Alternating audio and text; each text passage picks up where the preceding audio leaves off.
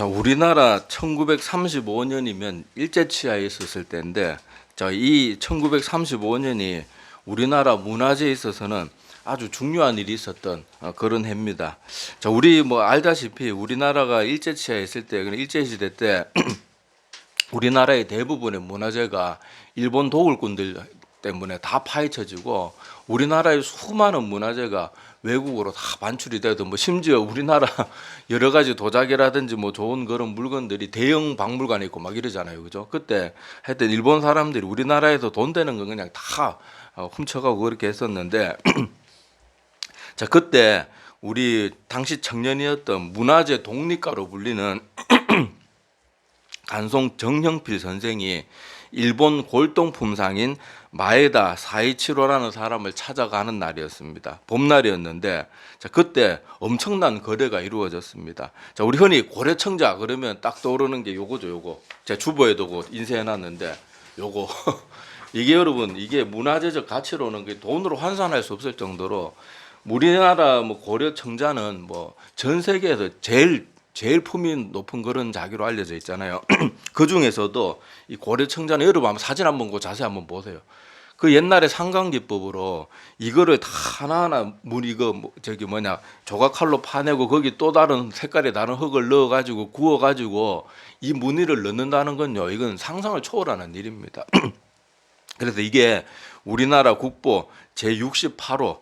자, 우리 이름 이거 아는 사람 고려청자 뭐 이렇게 알고 있는데 그 원래 이름은요, 청자 상감운항문 매병입니다. 그러니까 청자 앞에 붙어 있고 상감운항문은 상감기법으로 운학, 그러니까 구름과 학의 모양을 새겨 넣은 매병이라는 뜻이에요. 그래서 청자 상감운항문 매병, 요게 원래 명칭입니다.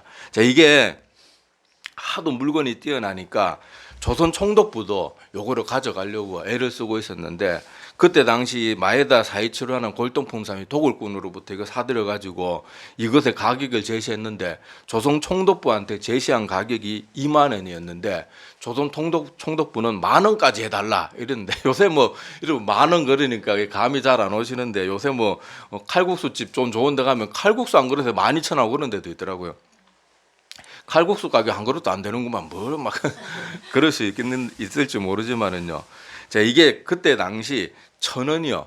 경성이라 그랬죠. 그때는 서울이라 안 그러고 일제시대 때는 경성이라 그랬는데 경성에 그냥 기와집도 아니고 좋은 기와집 한 채가 1,000원이었대요. 1,000원. 요새 1,000원 갖고 편의점 가서 큰 사발도 하나 못 사는 그 가격인데 그때 당시 1,000원은 경성에 좋은 한옥채, 한옥 그 기와집 한 채가 1,000원이었다고 하니까 2만 원이면 얼마예요? 그 20채 가격이니까 이게 뭐 우리 지금 이 시대로 말하면은 지금 서울에 보통 뭐 그래도 조금 괜찮은 아파트가 뭐 보통 10억 넘어가잖아요. 제가 그래 어제 이거 찾아보면서 서울 아파트 값이 어느 정도 되나 싶어가지고 이것저것 막 찾아봤는데 제가 어제 본 걸로 어제 막 팔렸는 그 청담동의 자이 33평형 아파트가요 35억에 팔렸다. 뭐 그렇게 나오는 기사를 보고 뭐 이거보다 더 비싼 아파트도 뭐 많고요.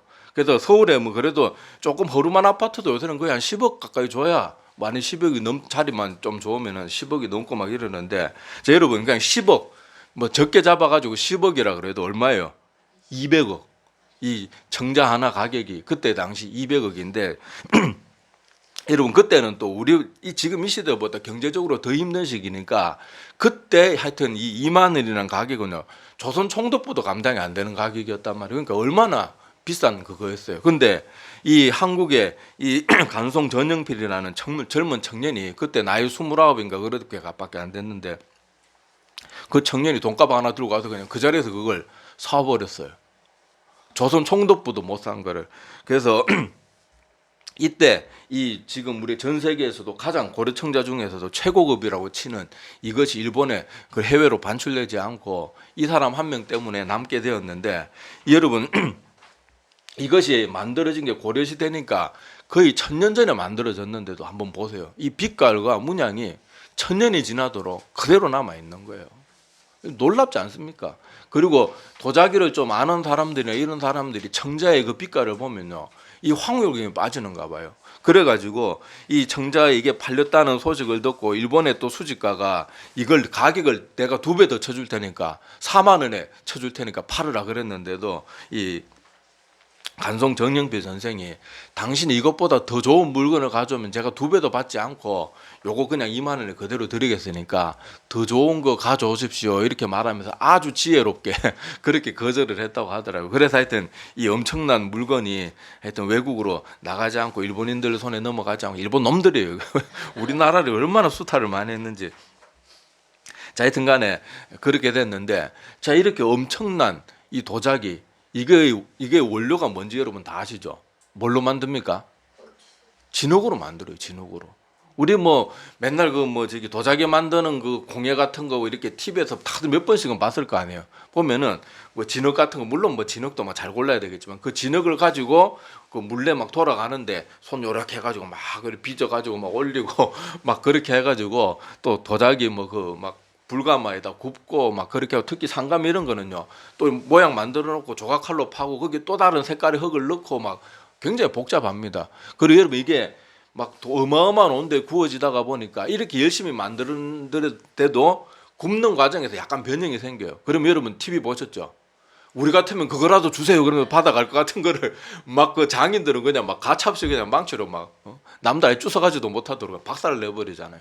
그렇게 막 엄청난 과정을 가지고 겪어가지고 나오게 되는 것이 바로 이 고려청자와 같은 또 조선시대는 백자죠. 하여튼 우리나라 도자기는 전 세계에서도 최고급으로 쳐줍니다.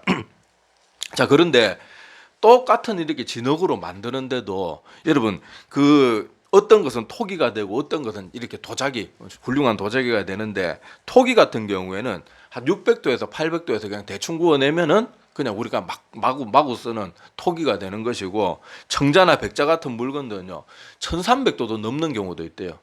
거기에서 오랜 시간 그것도 일정한 온도가 가해져야 된대. 그러니까 도공들이 얼마나 그 도자기 하나 굽는데 어마어마한 노력이 들어갔습니다. 그래서 일제시대 때 그 해적들이나 그 일본 애들이 와가지고 우리나라 남해안에 이 도자기 공들이 많았는데 와서 다 잡아가고 죽이고 막 다 부셔버리고 그래가지고 그때 할 때 정자 그거 만들던 사람들이 하도 일본의 수탈을 많이 당해가지고 그만 그 맥이 끊기고 이제 조선시대 백자로 넘어갔다 그러는데 하여튼 이렇게 똑같은 진흙으로 만들어지는데 조금 낮은 온도에서 구워지고 조금 정성이 덜 들어가는 것은 토기가 되고 또 엄청나게 정성 들어가지고 말이 1300도죠. 여러분 철이 우리 쇳덩어리 있잖아요. 철이 녹는 점이 1535도거든요. 그러니까 거의 철이 녹아내리는 그 정도가 되는 그 바로 아래 온도에서요. 한참 동안 구워지고 그 열을 견뎌내고 그 열을 견뎌내면서도 변형이 없어야 이런 도자기 도공의 손에서 망치에 부서지지 않고 남는 도자기가 되는 거예요. 똑같은 진흙인데 이것을 보면서 여러분들이 뭔가 깨달아지는 게 있죠.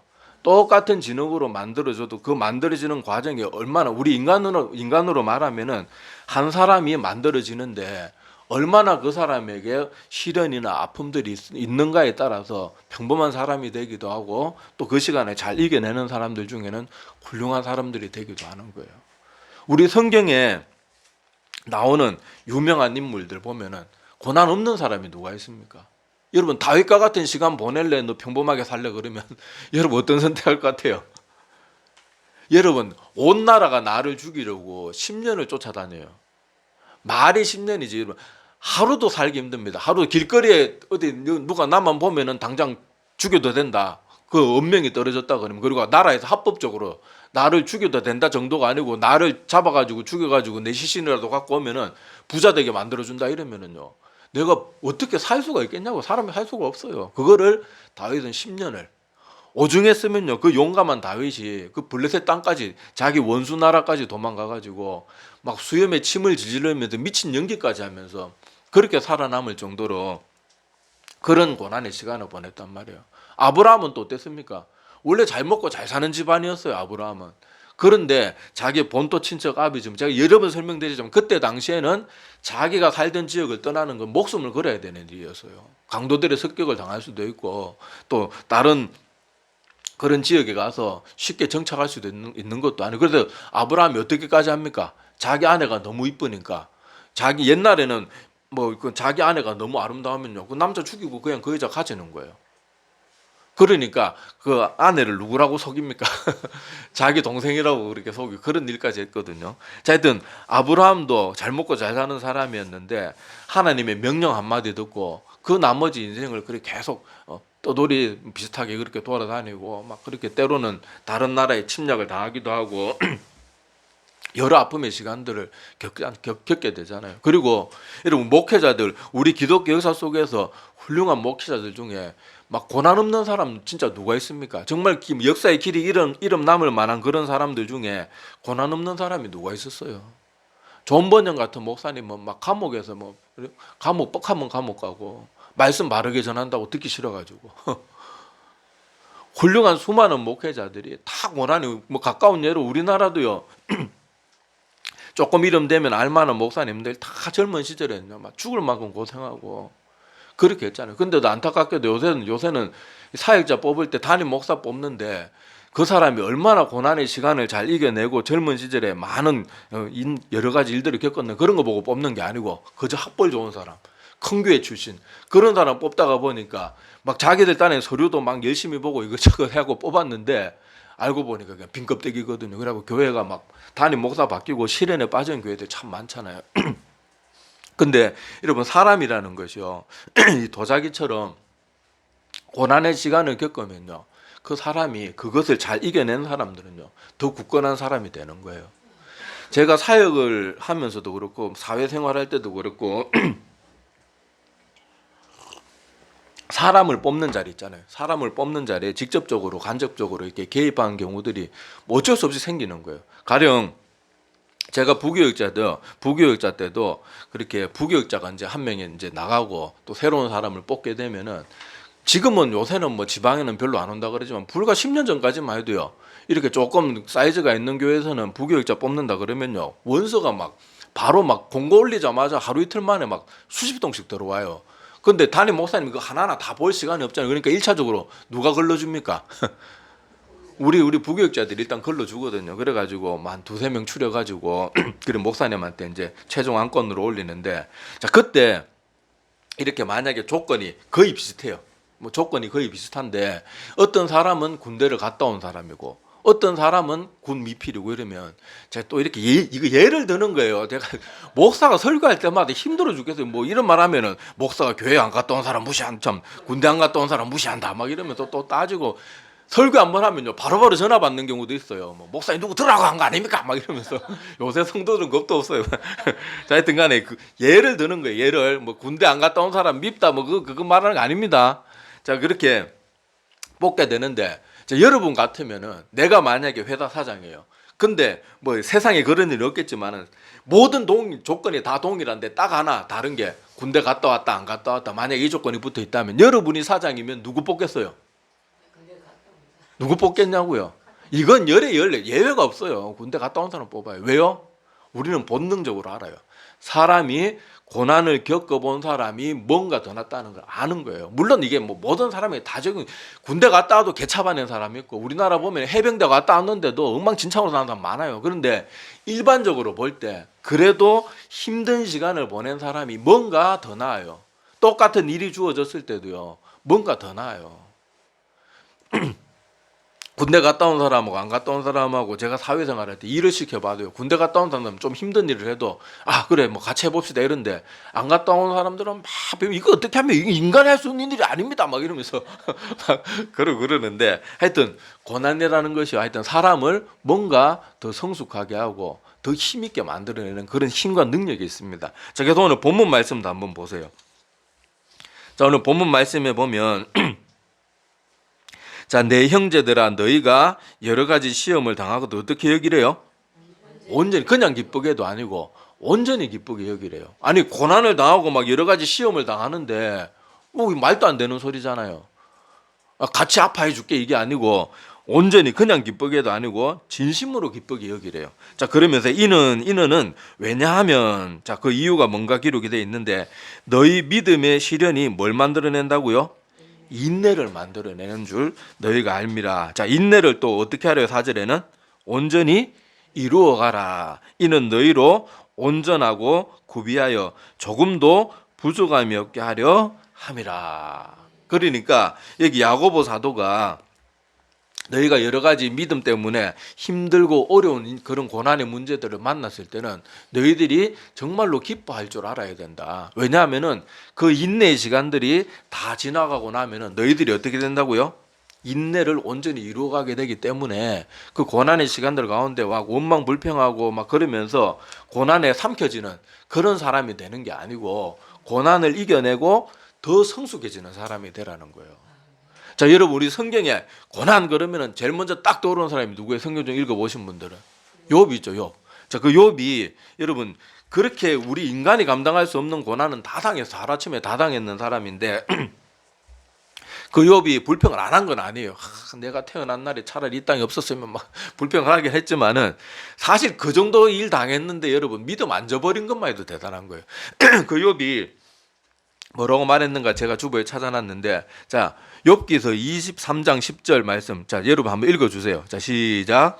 그러나 내가 그 죄를 그가 아시나니 그가 나를 단련하신 후에는 내가 조금같이 되어 나오리라. 아멘. 옛날 성경 정금같이라고 돼 있죠. 자, 여기 보니까 그가 나를 단련하신 후에는 내가 어떻게 된다고요? 정금같이. 여러분 우리 금도 있잖아요. 18K도 있고 24K도 있고 한데 그 18K, 20K 그 숫자가 높아질수록 더 순금이잖아요. 그게 여러분 알다시피 이 재련하는 그 횟수잖아요. 그래가지고 24번 정도 재련을 하면은 거의 순도가 99.9%가 나오는 거예요. 그것처럼 막 열을 몇 번 한두 번이 아니잖아요. 막 20몇 번을 그렇게 막 재련을 해야지 그제서야 비로소 그렇게 되듯이 우리 인생도 마찬가지라는 거예요. 그게 또 다른 성경 구절도 제가 찾아놨는데, 자, 시편 66편 10절에도 보니까, 자, 하나님이여 주께서 우리를 시험하되 우리를 단련하시기를 뭐함 같이 했대요? 은을 단련한 같이. 아까 금도 제가 말씀드렸지만 은이나 금은요 불에서 몇 번을 계속 또 녹였다가 또 무슨 이렇게 하고 또 녹였다가 또 이렇게 하고 그렇게 해야지 비로소 순수한 은이 되고 순수한 금이 되는 거예요. 자, 그리고 잠언 17장 3절 이것도 한번 같이 읽어봅시다. 자, 시작. 도가니는 은을, 풀무는 여호와는 마음을 연단하시느니라. 아멘. 자, 뭘 연단하신다고요? 하나님은 우리 인간들을 그렇게 다스리실 때 물론 하나님께서 우리에게 축복도 베풀어 주시고 위로의 말씀도 주시고 하시지만은 또 우리가 한층 더 성숙하게 하기 위해서는 때로는 이런 연단의 시간도 허락하신다는 거예요. 그렇게 아픔의 시간이라든지 고난의 시간들도 허락하시거든요. 그래서 우리 지난주와 지지난주 계속해서 고난과 관련된 말씀들을 살펴보고 있는데, 자, 이 고난이라는 것이 내가 신앙생활 잘하면 사라지는 게 아니에요. 한국 교회는 그동안 자꾸 잘못 가르쳐가지고 뭐 하나님 잘 믿으면 고난이 없어야지 뭐 이런 식으로 자꾸 말하는 사람들이 그게 아니라니까요. 하나님 잘 믿으면 잘 믿을수록 고난은 이상하게 더 찾아와요. 그런 경향이 있어요. 여러분, 내가 교회에서 신앙생활 잘하면요 믿음이 없고 마음에 시기 질투가 많은 사람들이 날 좋아할 것 같습니까? 아니에요. 싫어하고 미워합니다. 사역자들 세계에서도요 같은 교회 내에서 어떤 교육자는 열심히 잘하는 교육자가 있고 어떤 사역자는 게으르고 요령피고 이건 세상 사람만도 못한 그런 사역자도 많거든요. 의외로. 그러면요 그런 사람들이 열심히 하는 목회자 좋아할까요? 안 좋아요. 뒤에서 오만 욕 다 하고 유언비어 만들어서 퍼뜨리고요. 제가 진짜 교회에서 상상도 못할 그런 일을 많이 겪어봤어요. 어떻게 세상 사람들도 안 할 짓을 해요. 여러분, 내가 신앙생활 열심히 잘하고 충성봉도 열심히 잘한다고 모든 사람이 박수 쳐주지 않습니다. 정말 믿음 있고 아름다운 사람들은 함께 더 열심히 합시다 그러면서 박수 쳐주고 응원하는 사람 물론 있지만은요 그게 못마땅해서 막 그 사람을 매장시키려고 온갖 공작을 다 저지르는 사람들이 있어요. 마찬가지로 우리가 신앙생활 지난번에도 말씀을 드렸지만은 내가 사회생활을 하다가 보면 신앙 잘 지키려고 하면요 반드시 부딪히는 문제들이 있고 내가 내려놔야 되는 거 있고 욕먹어야 되는 것이 있고 내가 편법 같은 거 요것만 편법하면은 얼마든지 쉽게 갈 수 있는 길 나는 삥삥 둘러가야 되고 심지어 그 기회를 포기해야 되기도 하고 그리고 억울한 소리 당하기도 하고 그래도 맞서 싸우지도 못해요. 제가 카센터 가면 제가 목사라는 걸 알기 때문에 이 사람이 덤탱이 씌우는 걸 내가 다 알고 있는데 싸우지를 못해가지고 그냥 돈 다 주고 나오고 그랬더니 그래 요새 제가 그냥 정비 막 요새 유튜브 공부해가지고 웬만한 건 제가 그냥 다 고쳐버리고 마는데 아니 목사 되니까 사람들이 더 만만하게 보고 그러는 경향이 있는 것 같아요. 자, 하여튼 간에 사람이요 하나님 잘 믿고 그러면요 이상하게 나를 등쳐먹으려고 하는 사람들도 더 많이 생기고요 은근히 미워하는 사람도 많이 생기고 아까도 전에도 말했지만은 예수 잘 믿는 것 때문에 안 받아도 될 나는 이 고난과 아무 상관이 없는데도 생겨나는 고난들이 분명히 많이 있단 말이에요. 그래서 제가 저번에도 말씀드렸지만은 교회 내에서 신앙생활 열심히 하는데 막 날 미워하고 뒤에서 막 이상한 말하고 돌아다니는 사람들 때문에 상처받고 힘들어하는 사람들이 의외로 교회에 참 많습니다. 교회 성도들 신방하고 막 낙심한 사람들 만나다 보면은 그런 분들이 의외로 참 많아요. 나는 이렇게 하나님 잘 섬기려고 애를 쓰고 정말 흠없이 신앙생활 잘하려고 이렇게 노력하는데 어떻게 나를 이렇게 힘들게 하는 사람들이 많고 저렇게 모함하는 사람이 많은지 모르겠다. 그래서 거기서 벗어나지를 못하고 그만 그 고난에 잠식이 돼가지고 그만 막 믿음이 흔들흔들하는 사람들도 있고 물론 그거 잘 이겨내고 나오는 사람도 있지만요 어떤 사람들은 여러 가지 그런 어려움 때문에 그냥 믿음이 그냥 송두리 뿌리 뽑히는 사람들도 분명히 있거든요. 그런데 우리가 오늘 말씀들을 기억해야 돼요. 너희가 이 고난의 시간들 시험의 시간들을 만나면은 막 그것 때문에 나 못 믿겠어요 내가 왜 이렇게 신앙생활 해야 됩니까 막 이러는 게 아니고 야고보 사도는 뭐라고 했어요? 그냥 기뻐하지도 말고 온전히 기쁘게 여기라. 왜냐하면 이 시간이 무슨 시간이라고요? 하나님이 나를 진흙에서 그냥 토기도 아니고 고래청자로 빚어가고 있는 그런 시간이거든요. 아까도 제가 말했다시피 진흙 한 덩어리가 그냥 남해 바다에서 그냥 갯벌에서 잘 살고 있으면 그냥 그렇게 살면 되는데 막 그거를 또 도자기 공들이 떠와가지고 그걸 건조하고 뭐 이렇게 적당히 막 주무르고 그래서 또 물매 돌려 뱅글뱅글 돌면은 그 진흙이 얼마나 어지럽겠어요. 그런데 그걸 또 그냥 가만히 둡니까? 막 어지러운 진흙을 막 손으로 쪼물딱쪼물딱 해가지고 막 겨우 모양 만들어놨는데 여기서 그만인가 싶었는데 온몸을 막 조각칼로 다 도려내고 막 조금 좀 파내고 막 거기 또 흙을 채워놓고 아이고 이제는 끝났구나 싶었는데 또 초벌을 한번 합니다. 초벌하고 나서 아이고 내가 막 타 죽을 뻔했다 막 그래도 이제 숨 돌리는데 초벌해서 꺼내가지고 유약에 푹 담가가지고 그 독한 약에 막 넣었다가 뺐다가 해가지고 다시 이제 초벌이 뭡니까 이제 재벌 단계 들어가면요 막 철이 녹는 그 어마어마한 온도에 놓고 그냥 막 맨날 며칠을 구워 제끼는 거예요. 거기에서 막 온몸이 뒤틀리는 걸 참아내야지 막 오징어같이 비비 돌아가면은 그냥 공인의 손이 그냥 다 박살 나는 거예요. 근데 그걸 참아내면은 뭐가 되는 거예요? 천년이 지나도 변함이 없는 고려청자가 되는 거예요. 우리 인간들도요 고난을 겪어보면 어떤 사람들은 고난 때문에 맨날 징징거리고 아무것도 아닌 거 가지고 심지어 사역자들이 보면 진짜 아무것도 아닌 거 많거든요. 흔히 신방 가보면 목사님은 안 당해봐서 그런 거 모른다고 막 목사님이 말하네요 막 그러는데 그 사람한테 그냥 속으로는 그런 말 하고 싶어요. 그냥 1년만 목회해 보세요. 그런 일을 그냥 세트로 그냥 한다스로 그냥 막 제가 사역을 해보니까 저만 그런 게 아니고요. 제가 웃으면서 지금 말은 하지만요. 사실 물고 싶을 때 많습니다. 저뿐만이 아니고 사역을 하다 보면 하나님이 항상 제일 먼저 훈련시키는 게 뭔가 하면요. 인간관계를 훈련시켜요. 하나님이 주로 사역자들은 하나님 외에 다른 걸 못 보게 합니다. 사역자도 사람인데 사역자가 얼마나 답답한가 하면요. 사역자 어디가 힘들다 소리도 못해요. 목사가 믿음 없이 저런 소리 한다. 그래가지고 조금 그래도 내 마음 알아주는 사람이 있으면 목사가 마음에 쌓인 게 얼마나 많고 하고 싶은 말이 얼마나 많겠어요.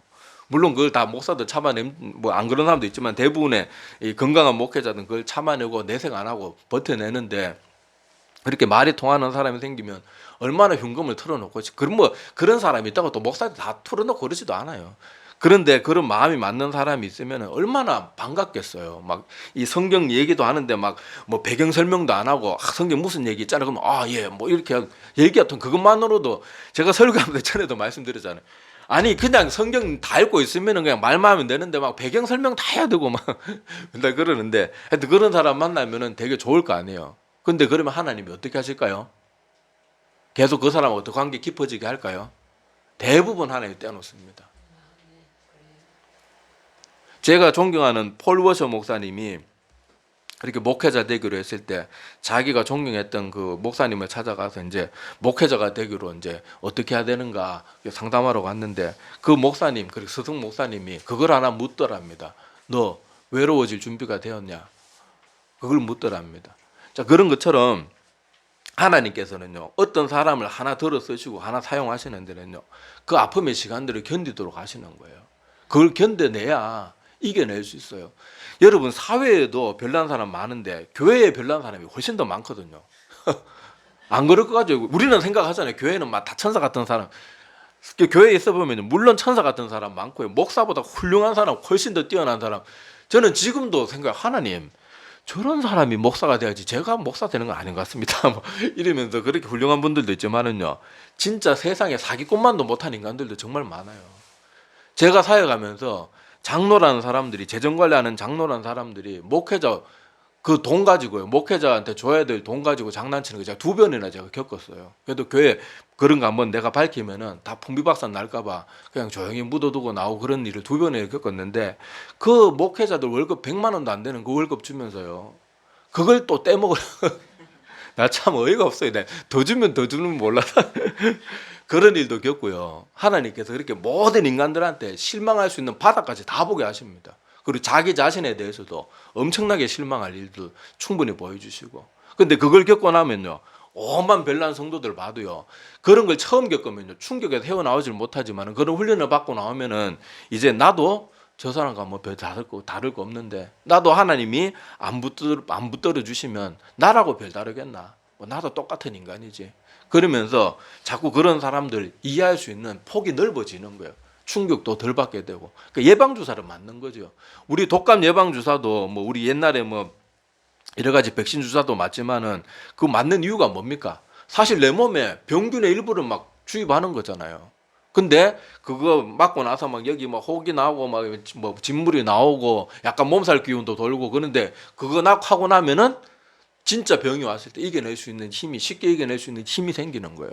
마찬가지로 하나님께서도요, 우리 인생들을 더 힘 있는 사람으로, 더 하나님께서 쓰실 만한 그릇으로 만들기 위해서는요, 그런 시간들을 원해요. 우리 지난번에 나눴던 사도 바울도요, 그 사도 바울은 얼마나 막 사람이 열정이 넘치고 안 좋은 쪽으로 막 그렇게 막 정말 뭐 고삐 풀린 망아지처럼 막 그렇게 하는 사람이, 그런 사람이었잖아요. 그러니까 하나님께서 아주 막 초강요법을 쓰시잖아요. 막 단번에 눈이 멀게 하고 막 그렇게 하시는 그런 방법까지 썼는데, 결국 사도 바울이 그 시간들 다 이겨내고 어떻게 됩니까?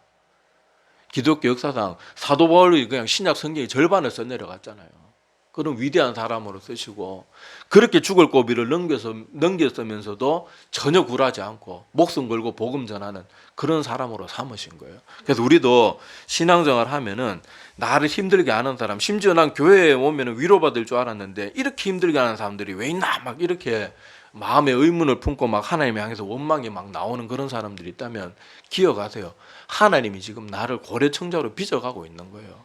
그 순간들 이겨내지 않으면요, 막 몸이 뒤틀어지고 막 아이고 나 못하겠다 그러면 그냥 물매에서 그냥 뛰쳐나오는 그런 진흙덩어리, 아니면 불가마를 못 버티고 그냥 나중에 찌그러져 가지고 다 굽어졌는데도 나와서 깨뜨려지는 그런 상품이 되지 못하는 그런 도자기처럼요, 믿음의 시간들이, 연단의 시간들을 잘 이겨내지 못해가지고 그냥 지지부진한 사람들, 신앙이 더 자라가지 못하는 사람들, 오히려 그 시간들 때문에 더 엉망으로 변질되는 사람들, 온갖 사람들이 다 있어요. 근데 그 시간들을 우리가 하나님을 믿는 믿음으로 잘 이겨내면은 별과 같이, 고려청자는 1000년, 2000년 뭐 지구상이 존재하는 동안만 빛나겠지만은 하나님의 그렇게 연단의 시간을 잘 이겨내는 사람들은 저 하늘의 별과 같이 영원토록 빛나는 그런 존재들이 될 것입니다. 기도드리겠습니다.